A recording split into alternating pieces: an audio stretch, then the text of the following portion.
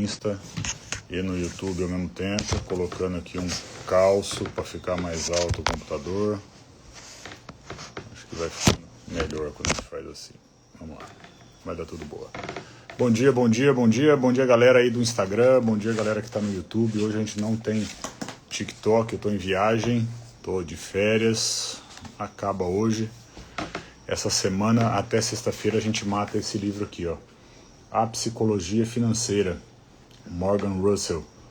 Se você chegou agora e não sabe o que acontece aqui todo dia de manhã, todo dia às 7 horas da manhã a gente se reúne e se encontra para compartilhar o conteúdo de um livro, ok? O livro da vez agora é esse daqui, que fala sobre investimento, sobre como investir, sobre erros. O capítulo de hoje eu acho que ele é muito assim, especial, porque ele fala sobre as dicas de investimento, como não cair nas ciladas das dicas de investimento. E em épocas de rede social, o que mais tem é gente gravando vídeo para dar dica de investimento. Tem gente que grava o vídeo de dica de investimento só para falar, para ter um corte, um conteúdo e poder monetizar aquele corte, mas tem muita gente que faz isso patrocinada por interesses de terceiro. Então você tem que ter clareza aí quando você escuta uma dica dessa, para não cair numa cilada. Galera que tá chegando agora aí, a gente começa todos os dias 7h02 da manhã, beleza? Até às 7h02, Gil, você vai ficar só enchendo linguiça? Eu tô esperando a galera chegar, porque o horário combinado é 7h02. Eu subo a live um pouquinho antes, para ela engatar a marcha, para ela pegar pressão aí, para as pessoas chegarem até ela. Então, Marcelo Lima, bem-vindo. A galera que tá chegando é uma galera nova. Bom demais ter vocês aí. Espero que vocês gostem, que aproveitem o conteúdo de hoje. Se você puder escrever aí quem já faz investimento, quem já salva dinheiro de alguma forma, quem é que não é cupim de dinheiro aí. Você já ouviu falar em cupim de dinheiro? Cupim de dinheiro é o cara que come todo o dinheiro que chega perto dele, não importa se é dele, se é de terceiro, não importa de quem é o dinheiro, ele está devorando aquilo.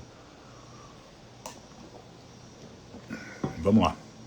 Vamos de live, vamos de conteúdo. Bom, a Psicologia Financeira, autor Morgan Russell, ele é um cara de investimento, ele abre no último capítulo do livro como ele investe o dinheiro dele.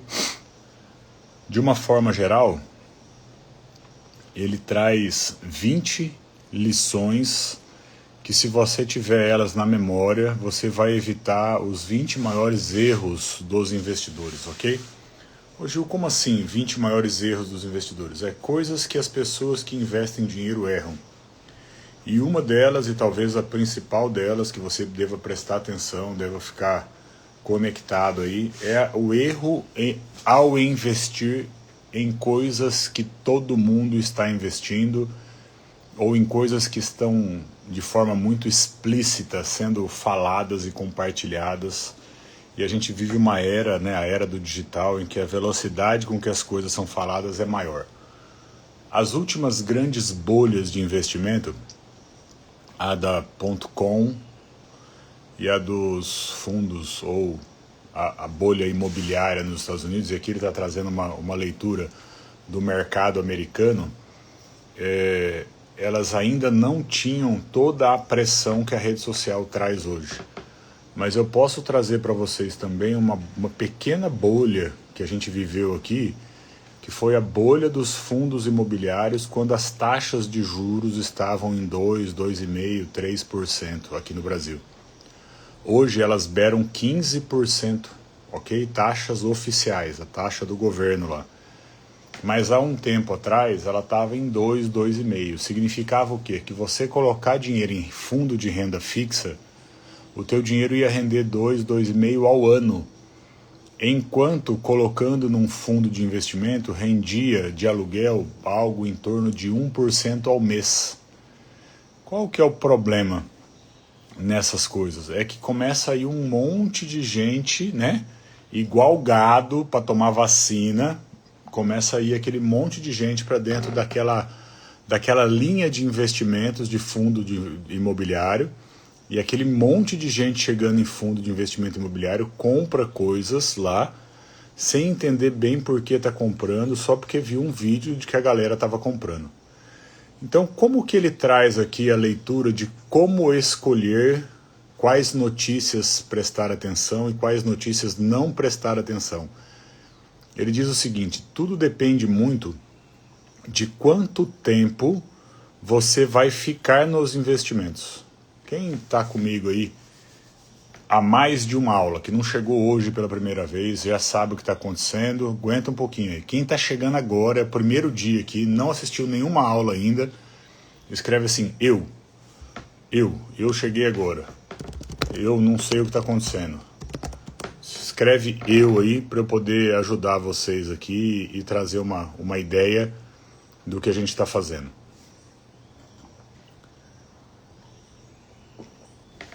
Todo dia, às 7h02 da manhã, eu pego um capítulo de um livro, o livro da vez agora é Psicologia Financeira, e compartilho aquele capítulo de uma forma digerida, mastigadinha, para vocês entenderem.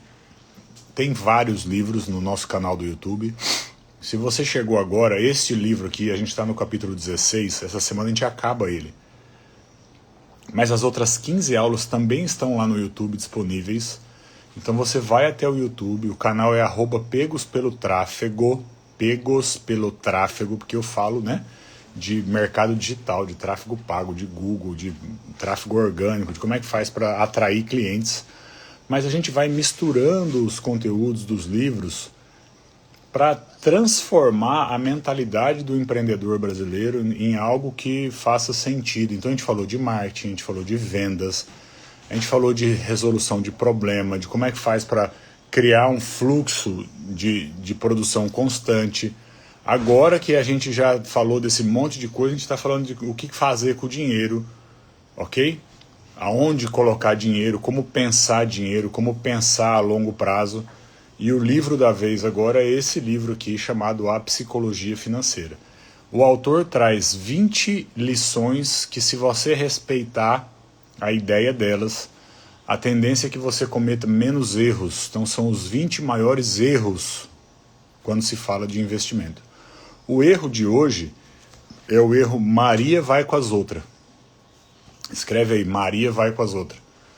O erro Maria vai com as outras faz o quê? Faz com que você olhe para o que está todo mundo fazendo para sair fazendo igual. Qual que é o problema do Maria vai com as outras? É que tudo que você compra em ações, por exemplo, alguém tem que estar vendendo. Todo fundo que você compra, alguém está vendendo. Toda vez que há um negócio, uma transação de fundo imobiliário, de bolsa de valores, fundo de investimento, há um lado comprador e um lado vendedor. E muitas vezes, quem gera a notícia, quem gera o boato, quem gera o vulco-vulco, é quem está querendo vender para manipular a grande massa, as sardinhas, como eles falam, para irem numa determinada direção onde elas vão ser engolidas pelas baleias. Esse é o mercado financeiro. Pô, Gil, e aí? Então, a primeira coisa que você tem que ter é entender qual é o teu tempo. Vou explicar. Isso o autor diz assim: olha, se você é alguém que investe para usar o dinheiro daqui a 30 anos, você tem um tipo de característica. Eu vou desenhar isso aqui para vocês. Se você é alguém que investe para 10 anos, é outra característica. E se você é alguém que investe para 10 minutos, você compra de manhã para vender à tarde, compra na abertura para vender na hora do almoço, você tem outro tipo de comportamento. As bolhas do mercado financeiro ocorrem quando os investidores começam a ser cada vez mais esses investidores que estão comprando de manhã para vender na hora do almoço. Como assim? Então vamos lá. O cara que está comprando para 30 anos, ele quer estabilidade, ele quer segurança, ele quer uma rentabilidade de 1% ali, ele quer manter aquele dinheiro crescendo por um longo prazo, porque no longo prazo o gráfico de juros compostos que começa assim faz assim. Ele dá aquela estralada lá no final. Beleza. Esse cara de 30 anos, ele vai comprar ações de uma empresa olhando se aquela empresa ela tem fonte geradora de receita constante, se ela distribui dividendos de forma regular, se ela tem boa gestão, se quem administra ela tem ou não tem ligação com o governo. ele vai analisar a saúde da empresa, as informações de balanço, porque ele vai tomar uma decisão de entrar em algo que ele quer ficar por muito tempo. Quando a gente olha um cara assim de 30, 40, 50, 60 anos investindo, tipo um Luiz Barsi, que é o maior investidor, pessoa física da Bolsa Brasileira, você percebe que ele compra e vende ações em função de alguns critérios, sempre avaliando o longo prazo. O outro lado dessa moeda aí é o cara que compra de manhã para vender à tarde. É o cara do day trade. E quando isso acontece, quando o mercado vai ficando curto, o cara compra e vende, compra e vende, compra e vende, compra e vende, compra e vende, aquilo ali gera nas pessoas uma ignorância com relação à saúde da empresa, ao valor real de patrimônio. Se você está comprando por 1.000 algo que vale 100, porque não importa o preço, você quer comprar por 1.000 e na hora do almoço você quer vender por 1.002, 1.003, 1.004, 1.010, você quer comprar e vender com um ganho. E tanto faz o que está acontecendo com a empresa. Importa que tenha fluxo, volume de compra, volume de venda para você poder surfar essa onda. O que a gente aprende aqui? Que nesses mercados curtos, né, no famoso day trade, quando isso começa a aumentar demais, essa ânsia, porque a coisa está muito boa, muito legal, começa a aumentar demais, o mercado explode. Por que ele explode? Porque chega uma hora que só tem gente querendo comprar e não tem mais ninguém querendo vender, ou aquele que estava comprando entusiasmado resolve que agora é hora de vender entusiasmado e o mercado derrete. E nessas horas, aquele sonho de que você ia ganhar muito dinheiro vira a realidade de que você perdeu muito dinheiro, que você assumiu um prejuízo. Então, quem é você em investimentos? Você é alguém que está investindo a longo prazo, a longuíssimo prazo? Legal. Você vai olhar para coisas que têm um fundamento e tanto faz o que vai acontecer com o mercado, você vai continuar fazendo o que você vinha fazendo. Quando você olha a história desses grandes investidores de longo prazo, eles viveram todas as crises possíveis, viveram a crise do Covid, viveram tudo que é crise. E eles continuaram fazendo o que eles vinham fazendo. Quando você olha o Luiz Barsi falando, ele fala, por exemplo, eu nunca invisto em companhias aéreas, porque elas nasceram para quebrar, para falir. Então você imagina o cara que investiu dinheiro numa companhia aérea e 10 anos depois investiu para aposentar. E 10 anos depois a companhia quebra. Ele perdeu aquele recurso que estava lá. Então, esses caras de longo prazo, eles investem em quê? Em empresas que têm geração de renda constante. Quer ver um negócio que gera renda constantemente? Companhia elétrica. Então ele vai lá, compra ações de uma companhia elétrica, a companhia elétrica vende energia todo mês, ela recebe dinheiro todo mês e há a impressão de que continuarão vendendo energia e continuarão recebendo dinheiro por muito tempo. Outra coisa que os caras compram porque tem renda previsível, a companhia que transmite a energia elétrica, ela pega a energia da geradora e entrega aonde é distribuída, na distribuidora. Então ele pega lá da usina hidrelétrica e joga lá na companhia elétrica da tua cidade.